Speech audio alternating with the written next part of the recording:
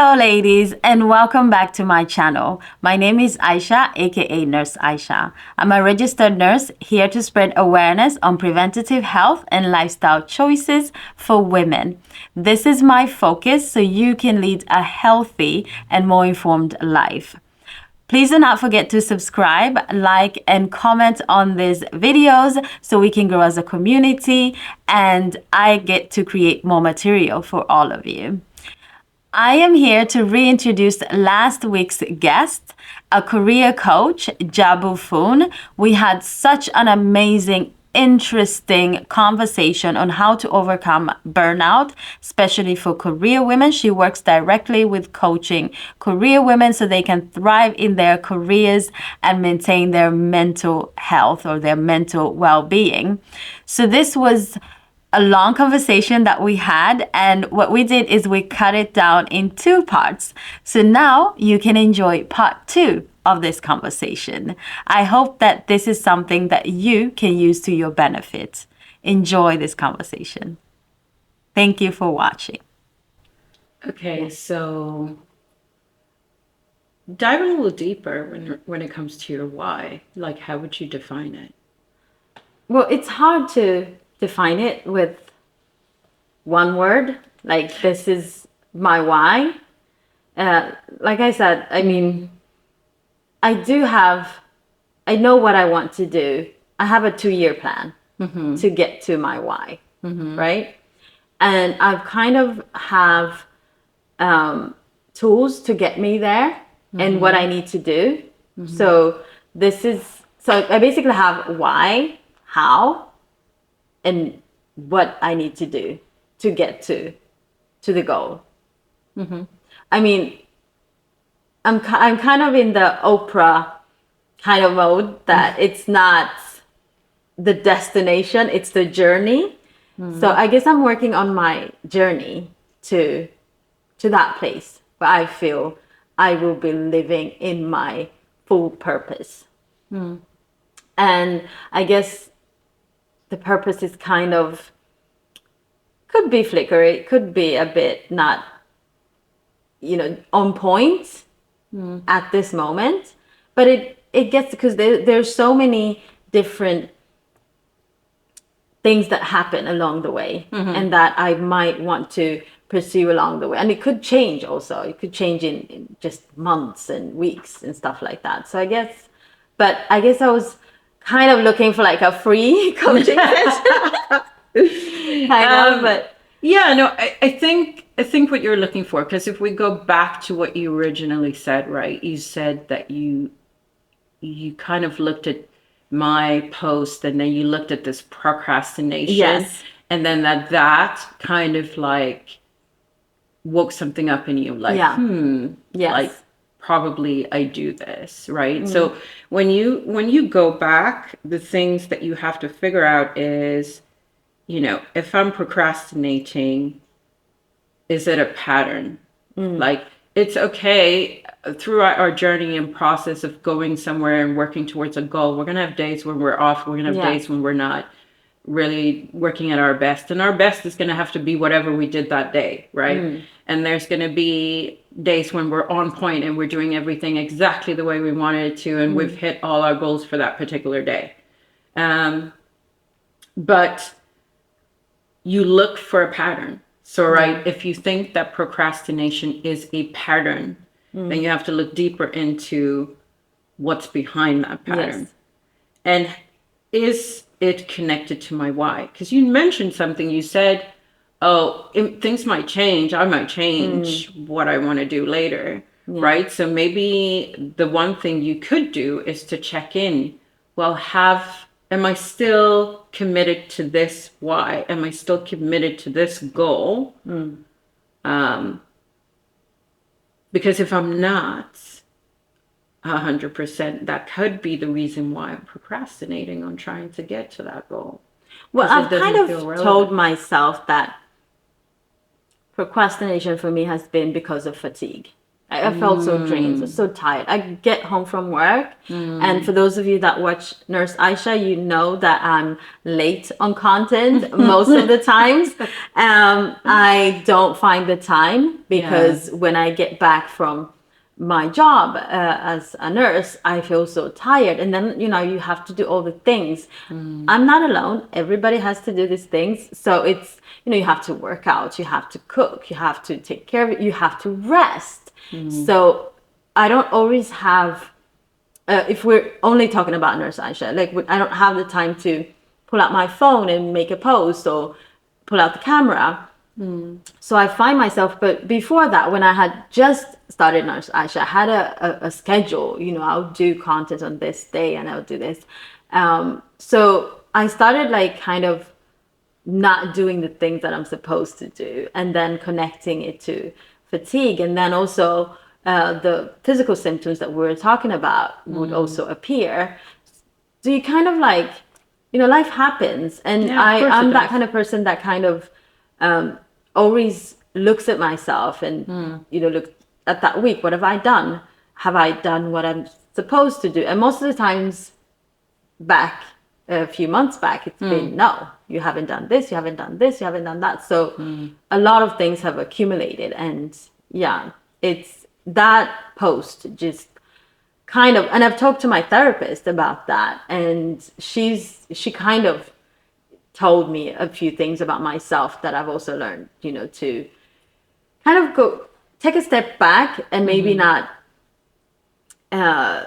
demand so much of myself. Like, just, you can only do this much. You cannot live your life with two people, basically. The good girl syndrome, again, going back to that. So, and for me, I guess a lot of that has to do with my career, like where I want to take my career. I mean, there's a lot in my personal life as well, but we won't get there. Yes. Yeah. But going back to your office, like into your office, like I'm seated there and I'm telling you, I procrastinate. And I'm not doing what I'm supposed to do or what I've set up to do. What would you tell me? I wouldn't tell you anything. I would ask you questions. Oh, okay. What would you So ask me? I would ask you, what do you think is behind that procrastination? And then we would deep dive into until we get to the core of it. And when I'm talking to you, I'm not just listening to what you're responding and telling me. I'm also thinking about what you're not telling me, and that helps me guide the questions that come afterwards or that come, because it could be a small thing such as your tone of voice and your hesitation in your voice if you say something or you seem unsure about something. I'll deep dive into that. And because ultimately what I want to do is to support you in coming to the answer by yourself. Yeah. Right. So it's not for me to tell you, well, this is what you need to do. There will be times where I jump out of the coaching role and go like, okay, am I allowed to give you advice? And then I would seek your permission for us to do it. And then I might say, okay, well, these are the things that I see that could be, a recommended way of dealing with this particular situation.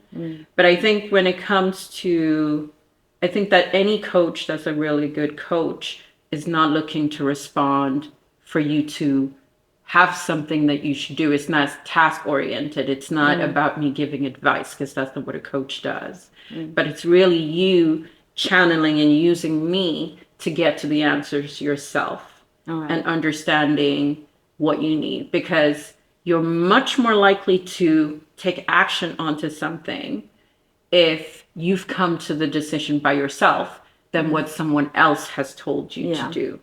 Because a lot of the times, what I think might be right for you may not align with how you see it yourself, right? So it's very important to help the person to see things from different perspectives, right? And then for themselves make a decision, okay, so I think that this is the reason why I'm procrastinating. And the next step should be about thinking about, okay, what can I do to not eliminate procrastination, because nobody can do that, No. but at least reduce it to an amount where I feel good about myself and what I'm doing, right? And I'm not using procrastination as a way to punish myself for not having done XYZ, right? Yeah. Which is usually where we kind of end up. We start punishing ourselves mentally, thinking, oh my God, I haven't done this and I haven't done that, and so you come back to the good girl syndrome, which, oh my God, so many of us have. So does everyone that steps into your office, Yeah. are they burnt out? No. Is that the No. only reason they come? No, that's not the only reason. I think, and I want to also be transparent with, I'm just starting out with this. I've coached for many, many years through the previous role that I had as a job coach, and done career coaching as well. But the people that I'm seeking to come to me now, yes, if you've gone through burnout, or you are in a position where you think you're about to burn out, and you want to find a way to halt it before it becomes something that's crippling, then you can always come to me and we can look at your work situation. We can look at whatever you think is linked to that. But I think more than anything, it could be someone who just knows instinctively, I need to make a change, and if I don't, then it's going to impact my health at some point down the line. Yes. You could also come to me and just walk through. And sometimes it's just a question of having one session where you get that clarity of what you need to do, and you're on your way. Moment. Yeah, and you're just on your way and you do your thing. But sometimes you might need a couple of months to really sort of figure out what is the right way to do, and then work through that. And I think there's always going to be bespoke sort of coaching programs or courses that are very sort of like tailored to give you certain information and certain things along the way. I think the way that I like to work is to really look at, where is the need for this particular person? What is it that they truly want out of this? Do they know what they want out of this? And what is the outcome they're seeking for themselves? And then work backwards. So it's more looking at it from an individual perspective. And I think when you're doing one-on-one, that comes naturally, as opposed to group coaching or any other form of coaching. So this is the work that you're doing with sumahealing. So tell us a little bit more about sumahealing and how that started for you.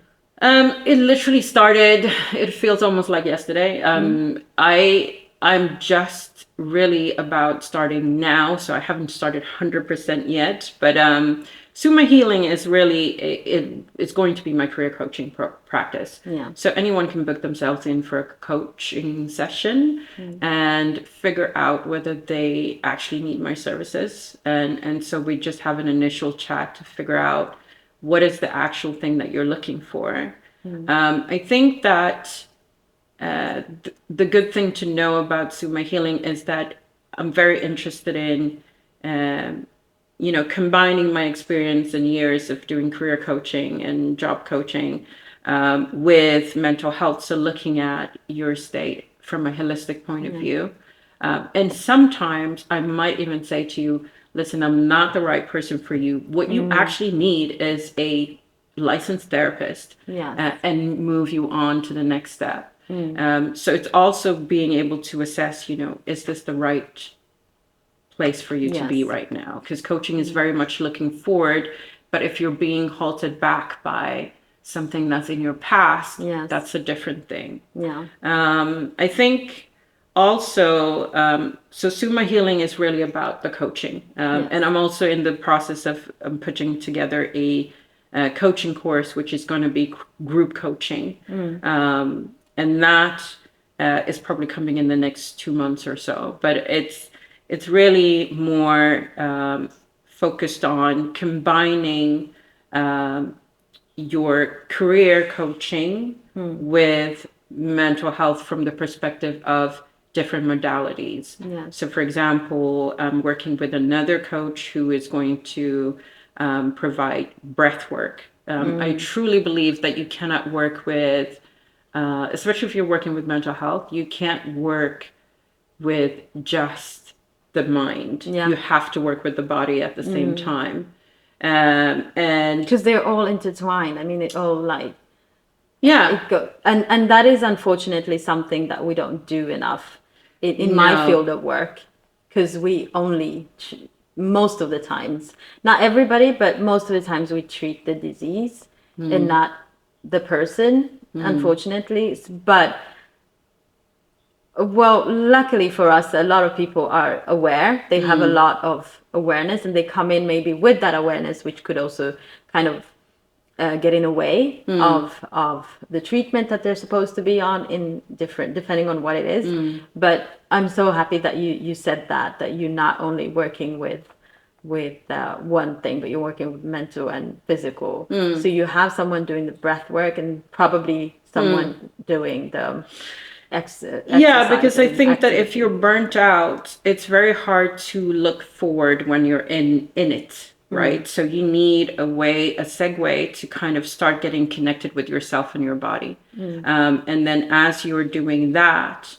you'll be able to take small incremental steps to start looking at the way that you want to go. But you really need to start with first getting in contact with your body. You know, there's this book that's called The Body Keeps the Scores. Yeah. And a lot of it, you know, including trauma, including anything else, it sits in the body. And so for you to release that is incredibly important. And the same goes with burnout. If you're having these symptoms and you're sending yourself drained, fatigued, all of that, you know, it's looking at the root cause, but also using modalities to release that from your body so that you can then move towards getting mental clarity that will help you to then move towards what are the strategic moves I need to make in order to move my career forward, or in order to stop and do something completely different, or exit, whatever you think is the right, you know, trajectory for you. And so that's what Suma Healing is really about. And anyone who's curious can just connect with me on my Insta for that. And then the second is Suma Haven, which really is a platform that I want to build, connecting minority therapists, psychologists, healers, coaches with minorities. And for two reasons. I'm really on a mission to ensure that we heal ourselves both generationally and individually, right? And I think that the way to heal ourselves is to do it for ourselves. So bias, minorities healing minorities. And why? Because I think cultural fit is very important when you're putting yourself in a position of having a therapist or someone who can really truly see the nuances of your experience from your perspective.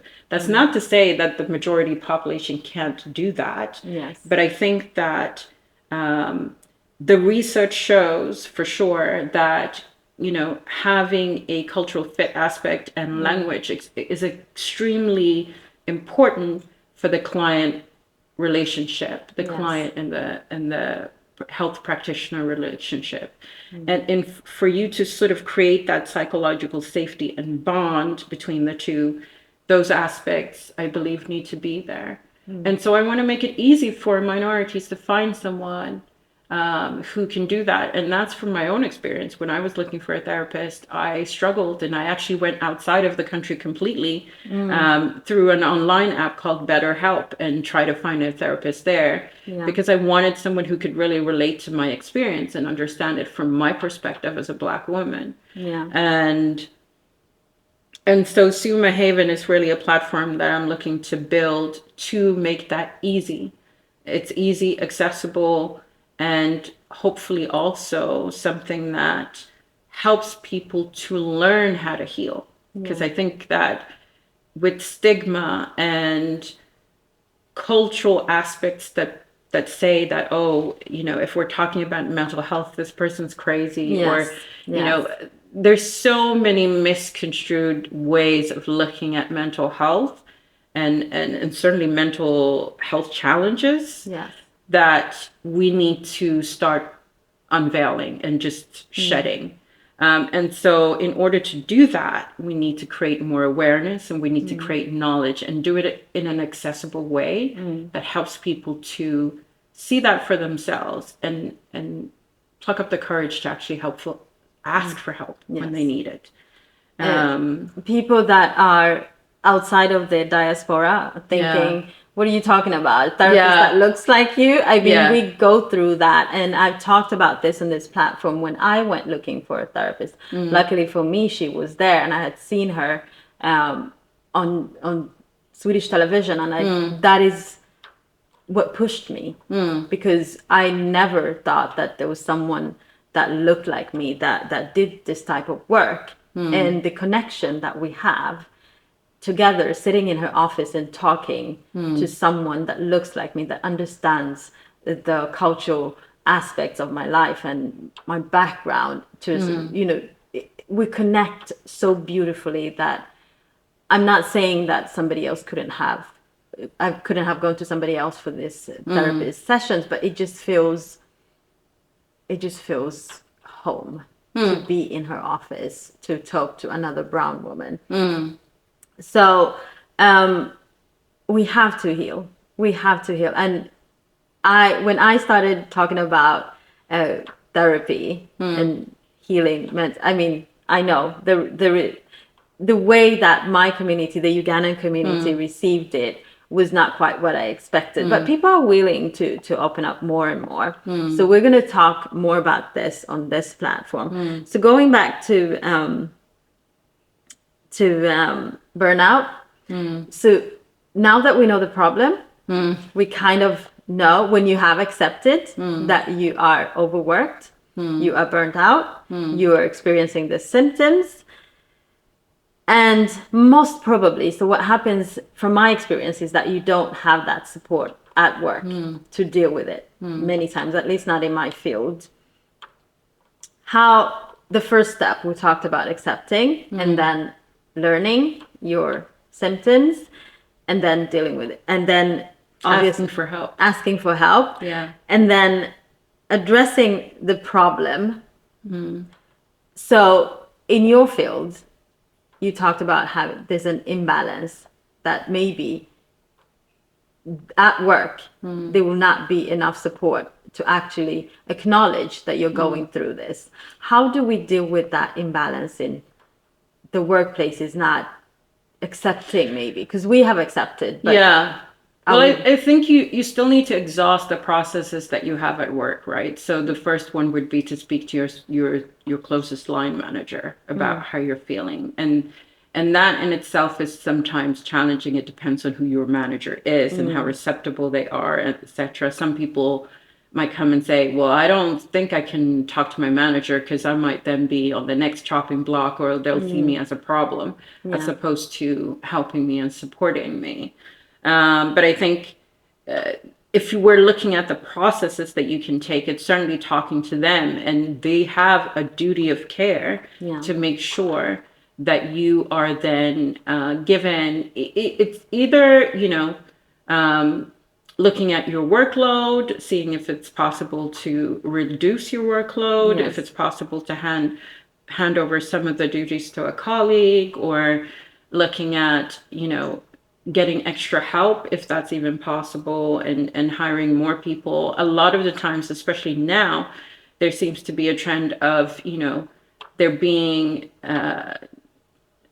not enough people in an organization. So basically, the lack of, you can have one or two people doing two people's jobs, because there's just not enough money going around to be able to sort of fill with roles.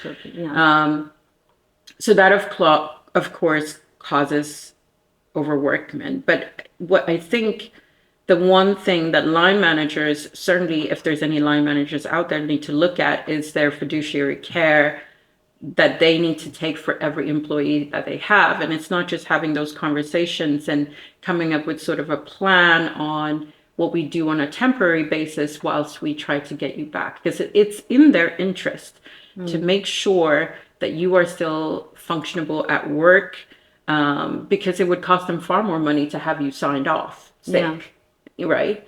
And sick figures and the cost that goes behind that is always going to be something that companies want to avoid. So ideally, they should be looking at having some form of temporary plan. Yes. And you can also go to fuck it if you feel like you're not going anywhere. But again, all of these things, as a Black woman, you always have to think about, or you always tend to think about, maybe not have to, but tend to, what is the real impact to me if I do this? Are they going to see me as an issue, or are they going to see me as, okay, this is the situation, let's see what we can do with it? So you always kind of have to nuance what it might be. Or is it that I should just try to look for something else and exit this environment because the environment simply isn't, it's toxic for me? Yeah. Personally. I'm not a coach, but I usually tell my in my line of work, it's horrible. It's horrible how many nurses are overworked and the way that we work. We're already doing jobs for 2 nurses. We're not enough. So I usually tell my colleagues, I tell them, remember, it's just like Beyonce said, There's only one of you. you're not irreplaceable. Yeah. Like, everybody is replaceable. Everybody is replaceable. And don't think that you're going to do this job, because if you want to call in sick, it's okay. You're not going to come to work sick just because you think, oh my God, nobody can do what I do. That's not. But that's that not is the the case. duktiga flickan syndromet. That is the good girl syndrome. and sacrificing, self-sacrificing. Yeah. And Self-sabotaging, I would say. Yeah, and in some ways also people pleasing, because you're constantly making sure that everyone else is okay apart from yourself, right? And so ultimately it comes back to what we said in the beginning of this conversation, is to really choose you. Always try to look at it from, I'm choosing myself in this moment, right? So if I need to have this conversation, I'm choosing myself in this moment, and hope that when I'm being in a place of vulnerability, of telling them exactly what the situation is and what I need, that they're going to be accommodating. Because in some ways that is their responsibility as a leader or as an organization. And I think the problem is twofold, right? You have, the leadership, but then and the culture of the organization. And so you need to look at what is the real problem here. If it's the culture of the organization, I would say, and this is going to be really controversial, but don't stay. Find a way to leave, because you're going to have, it's almost impossible for one person to change a culture of an organization. So if the culture of the organization is, the person who stays the longest is the person of the organization, that's the person who gets the promotion, that's the person, then what they're doing is they're aiding and abetting unhealthy ways of working for the purposes of the organization, which isn't what you want anyway. And nobody can really stay in that for a long period of time. So we're falling back on the third aspect, which is the individual, what you can do for yourself. From an individual perspective. So think about yourself, be selfish, and make sure that you feel good about the job that you're doing. And why, and also knowing why you're still there. Is it worth it? It's looking at your circle of what can I control and what can I not control. You may not be able to control the culture, but you can control what decisions you make for yourself in that organization, whether you want to stay, whether you want to go, whether you want to change job roles, whether you want to move sideways into another role or another department that is a little bit more calmer in terms of how they work. There's always going to be a way out. There's always going to be a way out of the situation. You're never 100% stuck. And that's something I really want to get everyone to really take home, is you are never without the power to make a change. Never. Even when it looks completely impossible, because you can, for yourself, not probably for that company, not for the company, but for yourself.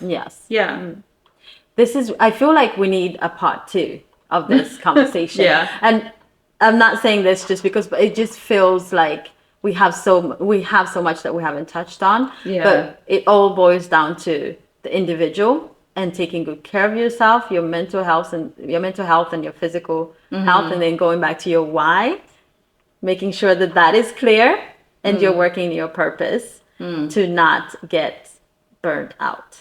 Yeah.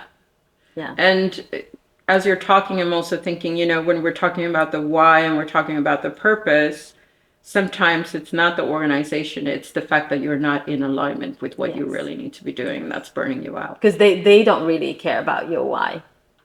No, well, to a certain degree, they just want you to do the job. They want you to do the job, but also, it depends on where you work at. If it's a very conscious organization that you're working at, a company that really truly cares about their employees, they're going to be interested in your why because they want to know, how can I harness as much as possible out of you for you to be able to admit that into our organization. And so they're purposely recruiting people who are in alignment with what they're doing. So there are organizations out there who are very conscious of that and recruit from that perspective, right? Well, I'm yet to see that in my field.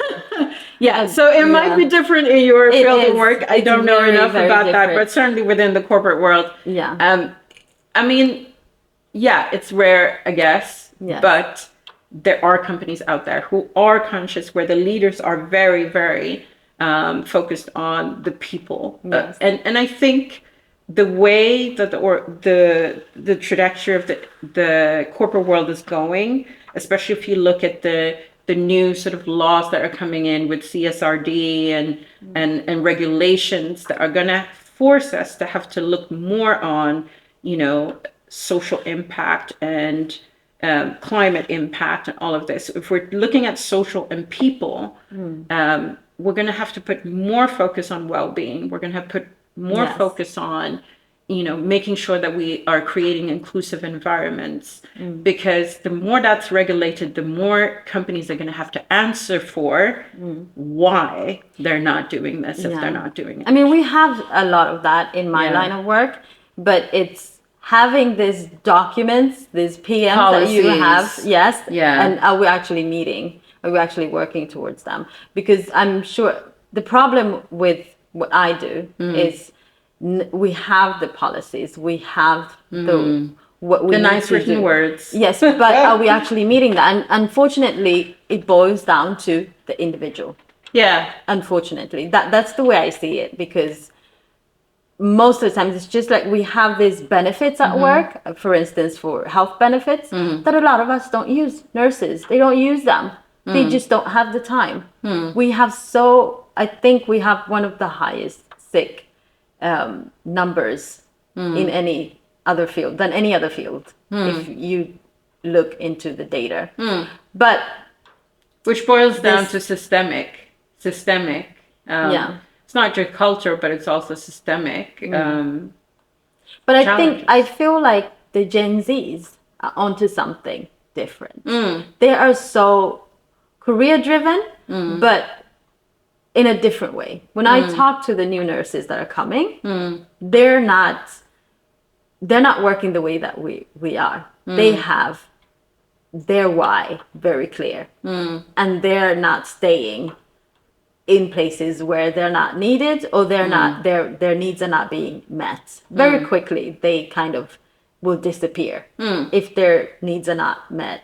That is something that I have to say I have noticed. While we millennials are kind of still working the way that the other generation did, staying in a workplace that doesn't serve you for 30 years or something like that. We're still kind of have that mindset, which for me, I feel that leads to a lot of unhealthy workplaces and you being drained. And then on top of that, you not welcoming the new, because there's a flow. There's always new people coming in, and that makes you bitter. I've seen that a lot. Not welcoming of others because you are not living in your purpose and you are so overworked. And now you see that we're kind of working in a certain way, and we're being mindful on how we work. in how we spend our time off work, that we're not available at certain times, and we're not picking up these extra hours the way that you want us to, because we're busy doing something else, we're busy living. So that, I think the Gen Zs are going to maybe kind of Break sweep off. up. Yeah. Yeah, and that's true because they're much more value driven, right? And they also um, they really do look at, there's research to show that when they look for work, they're also looking at not just whether or not I'm going to get a good salary and all of those are things, still things that are important, but they also look at the culture, they also look at whether or not it's diverse, would they also look at whether or not this particular organization can really help me to propel my career forward.